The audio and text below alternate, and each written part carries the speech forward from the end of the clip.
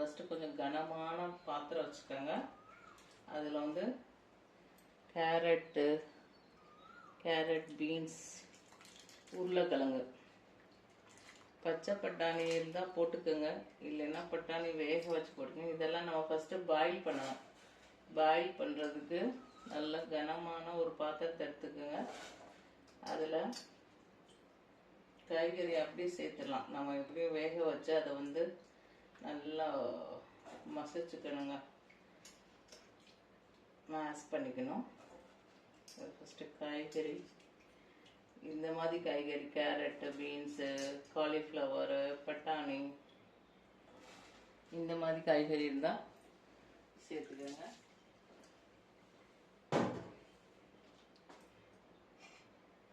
அதுக்கப்புறம் குடமிளகா கொஞ்சம் அதையும் சேர்த்துக்கோங்க.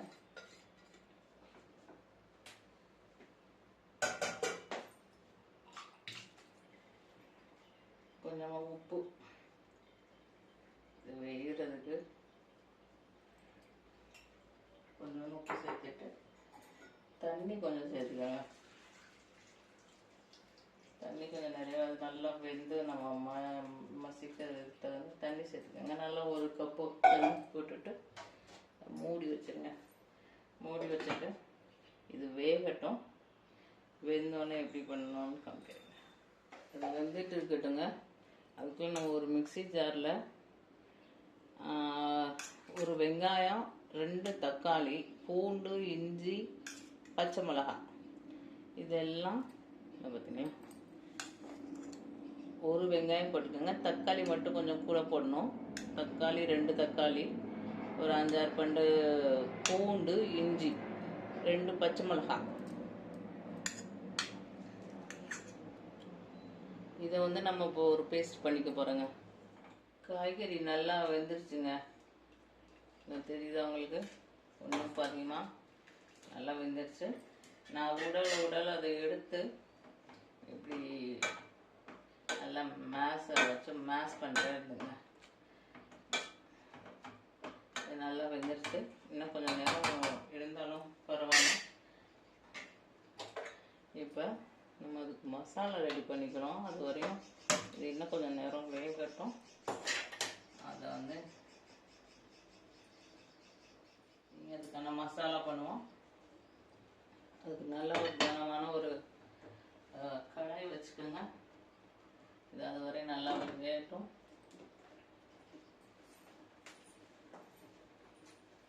இப்போ இந்த பாத்திரத்தில் நம்ம பட்டர் போட போகிறோம்.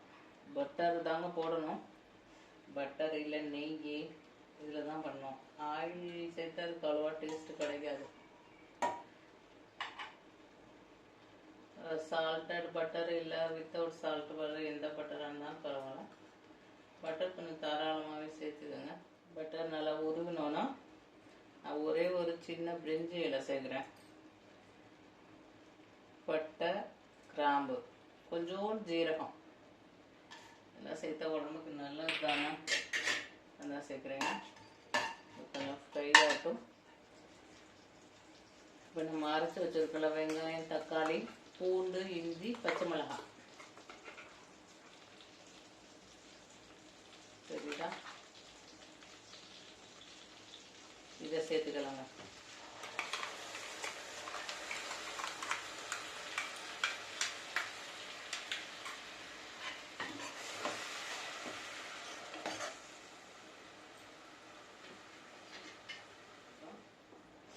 இப்போ நம்ம இதில் எல்லா மசாலாவும் ஆட் பண்ணிக்கலாங்க. மஞ்சத்தூள் 1/4 ஸ்பூன் போட, மிளகாய் பொடி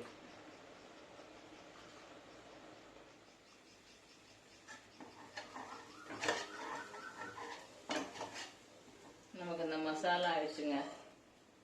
பாருங்க எப்படி கலர்ல இருக்குன்னு. இந்த மாதிரி இப்படி பண்ணிக்கோங்க.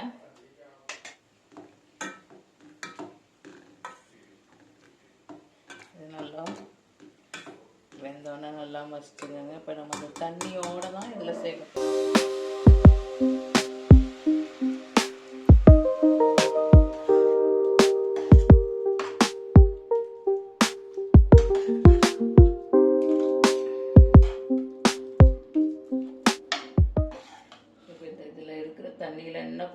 காய்கறி வெந்துருங்க அந்த மசாலாவோட சேர்ந்து.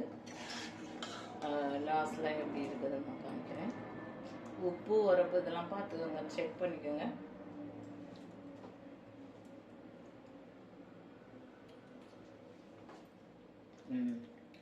நான் செக் பண்ணிட்டேங்க, நல்லா டேஸ்ட்டாகவே இருக்குது.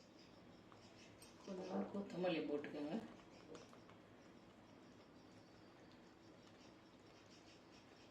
கொத்தமல்லி போட்டுட்டு இதை மூடி வச்சுருங்க. மூடி வச்சிட்டோம்னா இந்த மசாலாவோடு இந்த காய்கறி சேர்ந்து கொஞ்சம் நல்லா பிளெண்ட் ஆகி வரட்டுங்க. இந்த காய்கறியோடு இங்கே வெந்துட்டு இருக்குங்க. இந்த காய்கறி இப்படி பண்ணுறது உங்களுக்கு டைம் இல்லைன்னா குக்கரில் வச்சிடலாம். குக்கரில் வச்சா ரொம்ப வெந்து நல்லா கொலன்னு போயிடும். அதனால தான் நான் அப்படி பண்ணுறது. இந்த பாவு கிடைக்குதுங்க மார்க்கெட்டில், பேக்கரியில் எல்லா கடையிலையும் கிடைக்கும். இது வாங்கி வச்சுக்கணும். இது இப்படி இருக்கும். இதை வந்து 2ஆக கட் பண்ணிக்கோங்க. இப்படி கட் பண்ணிவிட்டு இந்த தோசைக்கல்லை சுட வச்சுக்கோங்க. இதுலேயும் பட்டர் தான் போடணும்.